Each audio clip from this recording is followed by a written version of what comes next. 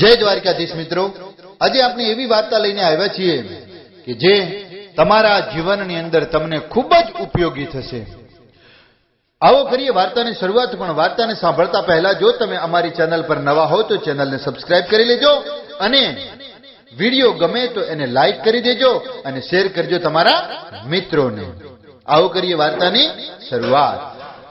દિલ્હી શહેરની જાકમજોળ પબ્લિક અને એની અંદર એક નાનકડું કુટુંબ રીએ અને કુટુંબની અંદર એક સંજુ છે અને સંજુની પત્ની અને સંજુના 2 છોકરા છે. મજાથી જીવન જીવે છે અને એ સંજુ છે એ પેદલ રિક્ષા ચલાવી અને પોતાનું જીવન પ્રસાર કરે છે. મિત્રો, સંજુની પત્ની પણ સંસ્કારી છે કે જે સંજુની ઘણું ધ્યાન રાખતી હોય છે. ઘરે આવે એટલે એને સારું સારું ભોજન અને સારું સારું ખવડાવતી હોય છે, કારણ કે આખો દિવસ એને પેડલ રિક્ષા ચલાવવાની હોય એટલે એને બહુ હિંમત મળે એવું ખોરાક ખવડાવતી હો. સંસ્કારી દીકરી હતી, કોઈ દિવસ પતિને કાંઈ કહેતી નહોતી અને એમનું કુટુંબ સુખમય જીવન ચાલતું હતું.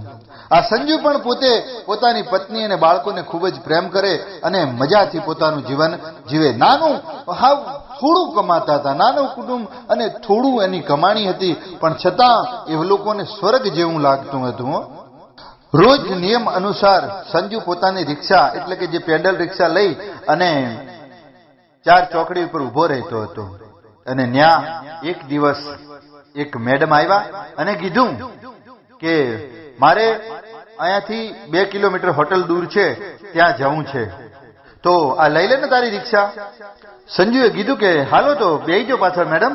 એમ કરી અને રિક્ષા ઉપર બેસો. પોતાનો પરસેવો વધારે વળતો હતો એટલે પોતે પોતાનો શર્ટ ઉતારી અને આગળ હેન્ડલ પર લટકાવી દીધો હતો અને આ સંજુએ એની પેડલ રિક્ષા ચાલુ કરી. પણ એવી ઠંડી, શિયાળાનો સમય, દિવસના કંઈક 12 જેવું વાગ્યું છે, પણ ઠંડી બહુ હતી એટલે મેડમને ઠંડો ઠંડો પવન આવતો હતો, પણ રાજુને એ ગરમી લાગતી હતી, કારણ કે એને પેન્ડલ મારવાના હતા અને એ એની ગરમીના કારણે એનું શરીર એકદમ કસાયેલું જોઈ અને આ મેડમ એની હામું જોઈ રહ્યા હતા. 2 થી 3 કિલોમીટર એ હોટલ દૂર હશે. ત્યાં જઈ અને મેડમે પૂછ્યું કે બસ આટલે આવી ગયું મારી હોટલ. એ મેડમે કહ્યું કે ભાઈ કેટલા પૈસા થયા? એટલે સંજુએ કીધું કે 10 રૂપિયા થયા. મેડમને નવાઈ લાગી કે આટલું બધું આ ખેંચીને લઈને આવ્યો મને અને છતાંય 10 રૂપિયા જ? એટલે એને કીધું, આશ્ચર્યજનક જ પૂછ્યું કે 10 રૂપિયા? સંજુએ કહ્યું કાંઈ વાંધો નહીં મેડમ, તમારી કને જે હોય એ આપી દો, કાંઈ વાંધો નહીં, ટેન્શન ન લ્યો. અરે પણ કે આટલું બધું તું ખેંચીને લાવ્યો, તારા શરીરે પરસેવો રેબ થઈ ગયો અને તું ખાલી 10 રૂપિયામાં જ? અરે કે મેડમ નહીં આપો તો ચાલશે, તમે હું કામ ચિંતા કરો છો? કે એ મેડમે કીધું કે તમે તમારા ઘરમાં કેટલા પરિવાર છો, એમ કેટલા જણ છો? તો કે હું અને મારા 2 છોકરા છે અને મારી પત્ની. તો કે આવા 10 રૂપિયા તમે આ દિવસમાં કેટલું કમાવતા હશો? તો કે મેડમ જેટલું કમાઈએ છીએ એટલું અમે સુખીથી જીવીએ છીએ અને શાંતિથી રહીએ છીએ. દિવસ દરમિયાન અમને 50-100 રૂપિયા મળી જાય એટલે ઘણું કહેવાય છે. આ મેડમને પણ એમ થયું કે આવો યુવાન છોકરો અને આવી રીતે સાયકલના પેડલો મારી અને આવું કામ કરે છે. ખરેખર એ મેડમને પણ આશ્ચર્ય લાગતું હતું. એટલે મેં સંજુને કહ્યું હાલ આપણે જઈએ હોટલમાં ચા પીવા માટે, હાલ ઉપર આવી જતું. તે સંજુ પણ એને પણ એમ થયું કે હાલો ને, મેડમ કહે છે તો ચા પીવા જઈએ, એમાં શું વાંધો. પણ જેવો એ હોટલની અંદર આમ દરવાજો ખોલીને પગ મૂકે, ન્યાય એને ચંપલ આમ નીચે ઉતાર્યા. કીધું અરે સંજુ, એ કાંઈ નથી, કઈ ન્યા સોફા, એ તો ખાલી જાજમ પાથરેલી જ છે, તું તાર હાલ્યો આવ્યો. સંજુને એમ થયું કે આવી હોટલ, ઓહો, આમાં તો અમે કોઈ દાડો ગયા ના હોઈએ, અમે તો આના દરવાજેથી જ પાછા વળ્યા હોઈએ. અને એ ધીરે ધીરે પોતાના માટિયાળ પગ પરસેવે રેબ જે માણસ અને ધીરે પોતે હોટલની અંદર દાખલ થાય છે. રૂમની અંદર જઈ અને જોવે છે ત્યાં તો ઓહો, આ ચકિત થઈ જાય જોઈને કે આવું હોટલની અંદર હોય છે. મેડમે કીધું કે અહીંયા બેસ સોફા ઉપર. એટલે એ સોફા ઉપર બેઠો. શું નામ છે તારું? તો આ સંજુએ કીધું કે મારું નામ સંજુ છે. મેડમ તમારું નામ? તો કે મારું નામ રીના છે. ખબર નથી પણ આજે મેડમ આ સંજુ સામે જોઈ રહેતી હતી. સંજુને એમ લાગતું કે આ મેડમ મારા સામું સામું જોઈ રહ્યા છે, તો સંજુ બાપડો નીચું ગાલી દેતો, કારણ કે એને એમ થતું કે હું ગરીબ માણસ આવા મોટા માણસો જોડે કઈ રીતે એમ કે આંખથી આંખ મિલાવી શકીએ. આ બે જણે ચા પીધી. ચા પી અને મેડમ કે મને તો પરસેવો થાય છે, હાલ હું નહીને આવું, તું બેસ. સંજુ આ બધું રૂમ જોઈ રહ્યો છે અને મેડમ નાવા માટે ગયા છે. ત્યાં તો બૂમ પાડી મેડમે કે સંજુ, કે હા હું ટવાલ ભૂલી ગઈ છું, તું ટવાલ આપી દે ને મને. સંજુ વિચાર કરે છે કે ઓહો મારે કઈ રીતે જાઉં, એટલે એ ધ્રુજતા હાથે આમ ટવાલ તો આપવા ગયો, પણ આ રીનાએ સંજુનો હાથ પકડીને ખેંચી લીધો. પછી તો કહેવાય છે ને કે મું મને લાગી તું મને લાગી મું, લૂણ વળુંબ્યા પાણી અને પાણી વળુંબ્યા લૂણ. સંજુએ રીનાને પૂછ્યું કે રીના, તમે અહીંયા હોટલમાં કેમ આવ્યા છો? તો કે હોટલમાં એમ આવ્યા છીએ કે મારા જે મિસ્ટર છે એમને જીબીનો ઓર્ડર મળ્યો છે અને વાયરની કંપની છે એમની, એટલે અહીંયા બધા વાયરો પહોંચાડવાના હતા ને એમને અહીંયા મહિના સુધી રોકાવાનું હતું. એટલે અમે અહીંયા સારી હોટલ તો ના મળી, પણ આવી જેવી મળી એવી એમાં ચલવી લીધું. અને મારા ઘરવાળા આખો દિવસ કામે જતા રહે છે, હું અહીંયા એકલી કંટાળો વળે, પણ શું કરું, મારા ઘરવાળાને કોઈ સમય નથી. પછી તો રોજ એકબીજાને મળવા લાગ્યા. અને આ રીના છે એ રાજુને પણ પૈસા આપવા લાગી, અને રાજુને પણ પૈસા વધારે જોઈને એની પત્નીએ કીધું કે આટલા બધા રૂપિયા તમે ક્યાંથી લાવો છો, તમે શું કરો છો? ત્યારે રાજુએ એને કીધું કે તને કઈ ખબર ના પડે, તું મારી સામે આ બધી ચપર થાના. રાજુએ ગુસ્સા ભર્યા અવાજથી કહ્યું, પણ પત્ની એક સંસ્કારી બાપની દીકરી હતી, એણીએ કઈ બોલી નહીં. એણીએ કીધું કે સમયે બલવાન, જે સમય થશે એ ખરું, બાકી હું મારા પતિને. સંજુની પત્ની બહુ સંસ્કારી હતી, એટલે એ સંજુને કઈ વધારે કહેતી નહીં, પણ એમ લાગતું હતું કે કઈ ખરાબ કામ ન કરતા હોય તો બસ. એટલે એણે પૂછ્યું કે તમે કઈ ખરાબ કામ તો નથી કરતા ને? આપણા ઘરની અંદર પૈસો તો નીતિનો આવે છે ને?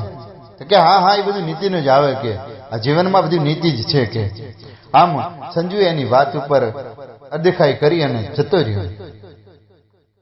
સંજુને હવે બસ એ રીનામાં જ એને ઇન્ટરેસ્ટ વધારે હતો, અને એ આખો દિવસ કપડા નવા પહેરી અને તૈયાર થઈ અને રિક્ષા લઈ અને જતો રહે હોટલમાં, અને સાંજે પાછો ઘરે આવે. રીના અને પૈસા ઘણા આપતી હતી, કારણ કે રીના કરોડપતિની છોકરી હતી અને કરોડપતિની પત્ની હતી. પણ કહેવાય છે ને કે મિત્રો, ખરાબ સંગત એક વખત લાગી જાય પછી આજુબાજુની બધી ખરાબ સંગતો જ તમને પાછળ ફરતી હોય, તમને શિકાર કરવા માટે. આ ખરાબ સંગત તમને બધે અવળા રવાડા ચડાવવા લાગે, અને એ અવળા રવાડે ચડતો આ સંજુ હવે દારૂ પીવા લાગ્યો છે. પહેલા તો ઈ જ્યારે રીના જોડે જતો ત્યારે ડ્રિંકિંગ કરીને જતો, કારણ કે દારૂ એક ઉકેડાની બાટલી જ્યારે ફ્રીજમાં આવે ત્યારે એને ડ્રિંકિંગ કહેવાય છે. હવે પહેલા તો એ ત્યાં રીના જોડે ડ્રિંક કરતો, પણ હવે તો એ દારૂ પીને ઘરે આવવા લાગ્યો છે. સંજુની પત્ની સંજુને કહે છે કે સાંભળ્યું કે હા તમે આ શું કરો છો? આ આપણા ઘરની અંદર તમે દારૂ પીવો છો? આપણા ઘરમાં દારૂ ખટે? આપણા ઈષ્ટદેવ કોણ છે? આપણા મા બાપ કોણ છે? આપણે આપણા છોકરાઓને શીખામણ શું આપશું? તમને આ ક્યાંથી આવેલા તો લાગી છે? અને આટલા બધા રૂપિયા તમારી જોડેથી ક્યાંથી આવે છે? પહેલા તો તમારી જોડે 20-25 રૂપિયા માંડ હતા, હવે તમારી જોડે 200 ને 500 રૂપિયાની નોટો હોય છે. આ બધા પૈસા ક્યાંથી લાવો છો તમે? પણ વિનાશ કાળે વિપરીત બુદ્ધિ. એ દિવસે એ સંજુને આ વાતો બધી પલે ન પડતી, અને છણકો કરી અને એની પત્ની જોડેથી જતો રહેતો. મિત્રો, કહેવાય છે કે જે સંસ્કારી પત્ની હોય એની કદર કરી લેજો, પણ કોઈ દિવસ જો તમે એને દુખી કરશો તો જીવનમાં આપણે સુખી નહીં થઈ શકીએ. કારણ કે સ્ત્રીને ઘરની લક્ષ્મી કહેવામાં આવે છે, અને જો એ લક્ષ્મી સુખી તો આપણે આપોઆપ સુખી છીએ. પણ મિત્રો આ એક સુગુણી સ્ત્રીની આ વાર્તા છે. આ વાર્તા આ જે સંજુની પત્ની છે એ એક સુગુણી સ્ત્રી છે. સંજુની પત્ની ભગવાનને પ્રાર્થના કરે છે કે હે ભગવાન, હે અખિલ બ્રહ્માંડના માલિક, હે નોધારોના આધાર, જો કોઈની લાજ તે રાખી હોય તો મારી લાજ રાખજે ભગવાન. મારા પતિને સારો રસ્તો તું બતાવજે. એને ખબર નથી કે આ શું થઈ રહ્યું છે, પણ મનોમન એને એક વસ્તુ થઈ ગઈ હોય છે કે મારા ઘરની કંઈક ગ્રહ નીચે આયા લાગે છે, મારો ઘરનું પુણ્ય ઘટ્યું લાગે છે. કારણ કે એને સંજુની ચિંતા થાય છે કે હવે શું થશે આમનું, કારણ કે આ હવળા રવાડા ચડી ગયા છે. આ સંજુ તો સવાર પડે અને તૈયાર થઈ અને પોતાની રિક્ષા લઈ અને જતો રહે મેડમની હોટેલ ઉપર, અને આખો દિવસ ત્યાં રહી અને સાંજે પરત ફરે છે. આવો નિત્યક્રમ થઈ ગયો એનો. પણ કહેવાય છે ને કે મિત્રો, પરનારી છે પ્રીત ન કર્યો, ન લગૈયો અંગાજી, દસો શીશ રાવણ કે કટ ગઈ, પરનારી કે સંગાજી. કબીર સાહેબ એમ કે છે કે પરનારી છે પ્રીત ન કર્યો, ના લગૈયો અંગાજી, દસો શીશ રાવણ કે કટ ગઈ, પરનારી કે સંગાજી. જો રાવણ જેવા રાવણના જો 10 માથાળો રાવણ હતો, છતાંય જો એને આ પરનારીના સંગતની અંદર જો મરવું પડ્યું હોય, પરનારીને પ્રીત કરવાથી જો એને મરવું પડ્યું હોય, તો આપણે કઈ ખેતની મૂળી છીએ. એક દિવસ રાજુ, સંજુ અને આ રીના બે આ હોટેલના રૂમની અંદર હોય છે, અસ્તવ્યસ્ત હાલતમાં હોય છે, અને દરવાજો ખટ ખટ ખટ ખટ ખટ ખટ કોઈ કે કૂટ્યો. અને રીનાને એમ થયું કે ઓહો, આ 100% મારા પતિ જ હશે. એને એમ થઈ ગયું કે હવે શું કરવું, કારણ કે એને પોતાની ઇજ્જત ઘણી વાલી હતી. એને આ રીનાનો પતિ રીનાને એક સતી સાવિત્રી માનતો હતો. એટલે એરિયા ભાગી એને બચાવ બચાવ એવી બૂમો પાડવા લાગી. સંજુ આમ તેમ ડાફેડા માંડ્યું કે આ શું કરે છે રીના. એણે ધક્કો મૂકી અને દોડીને દરવાજો ખોલ્યો, અને એનો પતિ આ અર્ધનગ્ન હાલતમાં આ એને જોઈ અને એને શરીરને ઢાંકવા માટે એનો સૂટ કાઢી અને એની માથે નાખી દીધો, અને સંજુને પકડી અને બહુ મારી અને પોલીસ બોલાવી અને ફોન કરી અને પોલીસ બોલાવી. પોલીસ આવી ગઈ અને સંજુને એટલો પોલીસે માર માર્યો, એટલો માર માર્યો. સંજુ કે મારી કોઈ ભૂલ નથી, હું બેગુનાહ છું સર. પણ હવે પોલીસવાળા વાત સાંભળે એમ હતા નહીં, કારણ કે પોલીસવાળાએ એમ કીધું કે જો તું બેગુનાહ છે તો અહીંયા હોટેલમાં શું ભજીયા ખાવા આવ્યો તો. અને પોલીસ જોઈ બેગુનાહ કે, અને પોલીસ 4 દંડા વધારે મારે. આ સંજુને ગાડીમાં બેહારી અને જેલની અંદર પૂરી દીધો. સંજુ જેલમાં પડ્યો વિચાર કરે છે કે મારું જીવન કેટલું સુખી હતું, મારું જીવન કેટલું સારું હતું. હું ગરીબ હતો પણ ખૂબ સુખી હતો, પણ આ હું પરનારીના સંગતમાં રહી અને મેં મારી જિંદગી વ્યર્થ કરી નાખી. પણ હવે શું કરે, તબ પછતા કે ક્યા કરે, જબ ચીડિયા ચુબ ગઈ ખેત.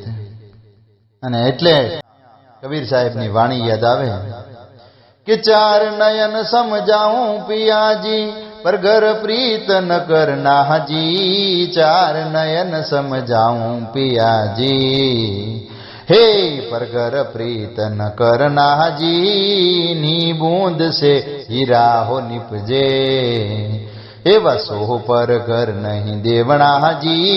4 नयन समझाऊं पियाजी, हे परनारी से प्रीत न करियो हरे करियो, हे ना लगइयो अंगाजी. परनारी से प्रीत न करियो, हे ना लगइयो अंगाजी. 10 शीश रावण के कट गए, एवा परनारी के संगाजी. 4 नयन समझाऊं पियाजी. શું કહે છે સાહેબ, કબીર સાહેબ શું કે ખબર હે કે यारी तो मर्दों की है यारी, क्या किया की यारी जी, यारी तो मर्दों की है यारी, अरे क्या किया की यारी जी, पल में हसावे पल में रुलावे, एवा पल में कैद करावे जी, चार नयन समझाऊं पियाजी। तो मित्रों, आ वार्ता सांभळीने આપણે કે જીવનમાં આપણી પત્ની છે એ સર્વશ્રેષ્ઠ છે અને પરનારીથી કોઈ દિવસ પ્રીત ન કરાય, કારણ કે પરનારીની સંગની અંદર કોઈ માણસ સુખી થયું નથી કે સુખી થશે પણ નહીં। જો વાર્તા મારી ગમી હોય તો લાઈક કરજો, શેર કરજો અને સબસ્ક્રાઇબ કરજો અમારી આ ચેનલને। જય જય જય દ્વારિકાધીશ, જય દ્વારિકાધીશ।